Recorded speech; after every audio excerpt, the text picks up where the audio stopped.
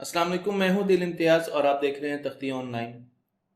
आज की इस डिस्कशन में हम देखेंगे कि टॉर्क क्या होता है।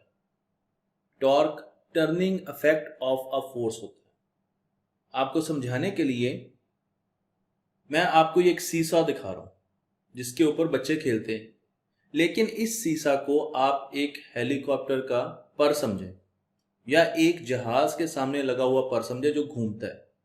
तो ये सीसा घूमेगा।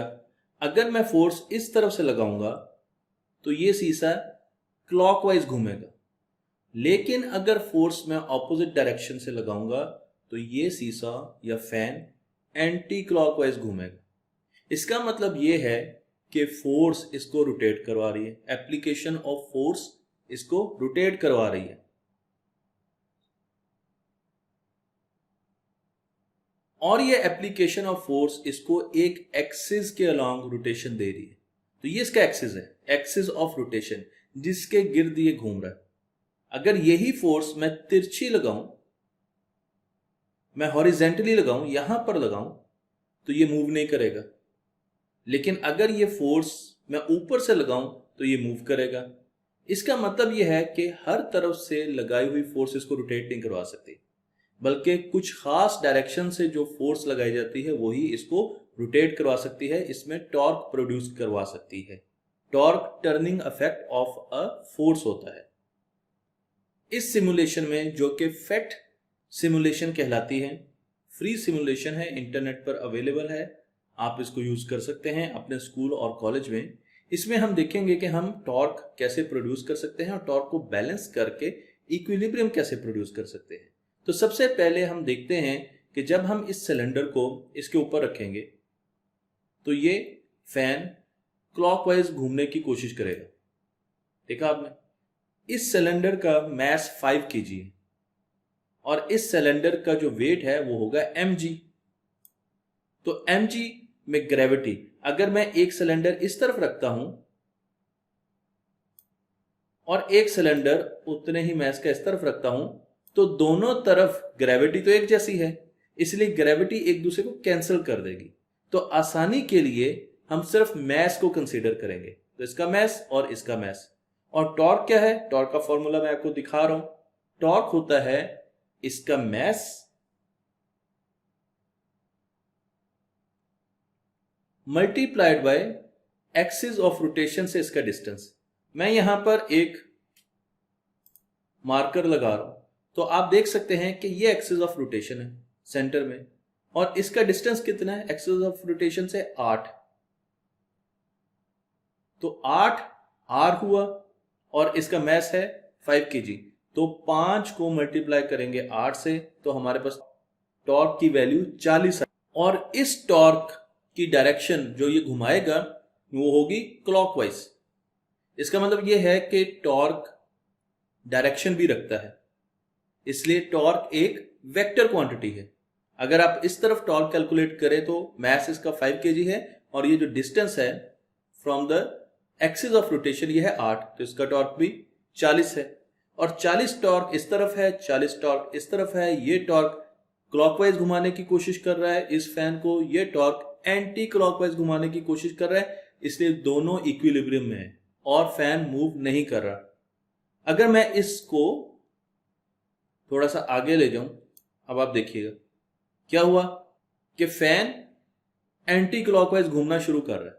अगर जमीन ना होती तो ये फैन घूमता रहता है, एंटी क्लॉकवाइज घूमता रहता है। इसका मतलब यह है कि इस तरफ टॉर्क ज्यादा है, उसकी वैल्यू ज्यादा है, और इस तरफ टॉर्क कम है। तो यहां पर टॉर्क कितना है? 5 इंटू यहां पर कितना डिस्टेंस है? 3। तो यहां पर टॉर्क है 15 यूनिट्स, अभी हम डिस्कस नहीं कर रहे। और इस तरफ कितना टॉर्क है? 8 इंटू 5। 8 को जब 5 से मल्टीप्लाई करेंगे तो 40 टॉर्क है। 40 15 से बड़ा है, इसलिए ये टॉर्क अपना एक्शन ले रहा है और इसको रोटेट करवा रहा है एंटी क्लॉकवाइज। तो मुझे अगर इसको बैलेंस करना है तो दोबारा 8 पर लेके जाना है। अब हम एक और सिनेरियो देखते हैं और उसमें मैं इन दोनों सिलेंडर्स को उतारता हूं और एक बहुत बड़ा ड्रम हम रख देते हैं। तो जब हमने ड्रम रखा तो इसकी वजह से जो टॉर्क प्रोड्यूस हुआ उसकी डायरेक्शन है एंटी क्लॉकवाइज। इसका मैस है 10 kg और ये 4 यूनिट डिस्टेंस के है एक्सिस ऑफ रोटेशन से। तो टॉर्क कितना हुआ 10 इंटू 4 40। इसको अगर मुझे बैलेंस करना है तो मुझे दूसरी तरफ भी 40 टॉर्क प्रोड्यूस करना पड़ेगा। और वो मैं कैसे कर सकता हूं? एक तरीका तो यह है कि मैं इसको सिलेंडर को 8 पे रख दूं। तो अब आप देखें कि यहां पर भी 40 टॉर्क प्रोड्यूस हो रहा है और यहां पर भी 40 टॉर्क प्रोड्यूस हो रहा है। दोनों ने बैलेंस कर दिया, इक्विलिब्रियम में आ गए। और दूसरा तरीका यह है कि मैं इसको रखूं, तो मैं इसको रख देता हूं 10 पर। यहां पर 10 टॉर्क है। अब मुझे कितना चाहिए? 30 और चाहिए। तो 30 के लिए मुझे इसे 5 पर रखना पड़ेगा। अब आप देखें कि फिर दोनों तरफ टॉर्क बराबर हुआ, दोनों तरफ से सेम टॉर्क के साथ हम इसको घुमाने की कोशिश कर रहे हैं और इस वजह से ये पंखा घूम नहीं रहा बल्कि ये इक्विलिब्रियम में आ चुका है। तो अब आपको अंदाजा हो गया होगा कि टॉर्क किस तरीके से काम करता है। यहां पर इस सिमुलेशन को आगे भी आप लेके जा सकते हैं और इसमें मल्टीपल या इसका पूरा का पूरा पैनल है। इस पैनल को आप देख सकते हैं और इसको यूज भी कर सकते हैं। तो यहाँ पर मेरे पास ईंटें आ गई हैं। मैं यहाँ पर मार्कर्स ले आता हूं और उसके बाद 15 को हम 2 पे रख देते हैं। तो मेरे पास टॉर्क है 30। अब मुझे 30 टॉर्क लाना है। तो 10 को कहां पर रखूंगा? मैं 10 kg मैस को मैं रखूंगा 3 पर। तो अब आप देखें फिर बैलेंस हो गए और अब फिर हमारे पास इक्विलिब्रियम में ये पूरा का पूरा सिस्टम आ चुका है। और उसका मतलब यह है कि दोनों तरफ जो टॉर्क लग रहे हैं वो बराबर हैं और उनकी डायरेक्शन एक दूसरे के ऑपोजिट है, तो वो एक दूसरे को कैंसिल कर रहे हैं। इसी तरीके से अगर मैं यहां पर 20 रख देता हूं 4 पर, तो अब थोड़ा सा कॉम्प्लेक्स हो गया कि 3 इंटू 10 30 हो गया और 4 इंटू 20 कितना हो गया? 80। तो 80 को जब हम 30 में ऐड करेंगे तो हमारे पास 110 बन जाएगा। तो अब आपने दूसरी तरफ 110 बैलेंस करना।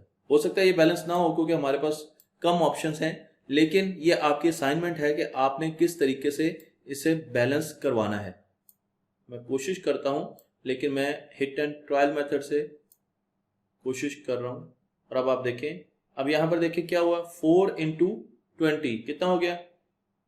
हमारे पास 4 इंटू 20 होता है 80 और 15 इंटू 2 हो गया 30। तो 80 प्लस 30 कितना हो गया? 110 हो गया। तो बिल्कुल वैसे ही बैलेंस हुआ, लेकिन देखें कि डिफरेंट फोर्सेस लग रही हैं और उनका डिस्टेंस एक्सिस ऑफ रोटेशन से भी डिफरेंट है। लेकिन जो नेट टॉर्क लग रहा है इस तरफ और इस तरफ, वो एक दूसरे को बैलेंस कर रहे हैं। तो आप इस तरीके से इस सिमुलेशन में गेम्स भी खेल सकते हैं। यहाँ पर गेम्स हैं और इन गेम्स को आप खेल सकते हैं। ये गेम हमें पूछती है कि आप मुझे बैलेंस करें। तो यहाँ पर मैं मार्कर बना देता हूँ, 6 है, 10 है और अब मुझे इसको बैलेंस करना है। तो ये तो बहुत ही आसान है, आप इजीली इसको बैलेंस कर सकते हैं और चेक कर सकते हैं। तो अगर आपका आंसर ठीक है तो फिर आपको एक स्माइली मिलेगी। इस तरीके से आप और गेम्स भी खेल सकते हैं। तो मुझे उम्मीद है कि ये सिमुलेशन आपको पसंद आई होगी और टॉर्क के बारे में, टर्निंग इफेक्ट ऑफ फोर्स के बारे में आपको अंडरस्टैंडिंग हुई होगी कि वो कैसे काम करती है और उसे कैसे बैलेंस किया जाता है। तख्ती ऑनलाइन को लाइक कीजिए, शेयर कीजिए और इस इल्म को दूसरों तक पहुंचा दीजिए।